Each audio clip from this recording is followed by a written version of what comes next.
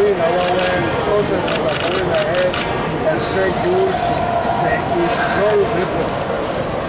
What happens outside of the ANC head office, whoever brought the crowd here must take full responsibility. Whether it is an attack on police or an attack on journalists or an attack on passing cars, the ANC will not take responsibility for that. Whoever brought that crowd here will take responsibility. What people must always remember, if you bring the fresh air, you open a window to bring the fresh air, mosquitoes also come in. You take responsibility for both the air and the mosquitoes.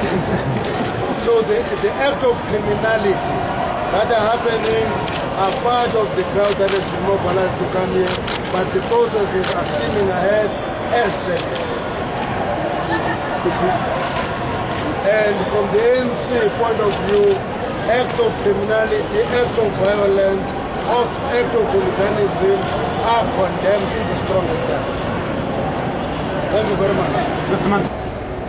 Umkhonto weSizwe Military Veterans Association view with grave concern the protest outside the Chief Albert Luthuli House, the headquarters of the African National Congress, at which the ANC flag was burned. We abhor also the burning of the T-shirt bearing the face of the President of the African National Congress, Comrade Jacob Zuma.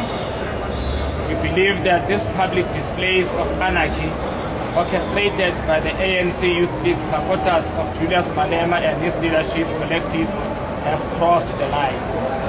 Now will not say many things, but we want to thank you for coming out in your numbers to come and give your leadership support, because you know that leadership of the Youth League speak on behalf of young people of South Africa. Of the Youth League and the Youth League itself, it is the only hope to the unemployed and young people who are suffering from poverty. You know very well that the silencing of the Youth League is the silencing of the voice of the voiceless. The Youth League remains the only organization that speaks on behalf of the poor of the poorest.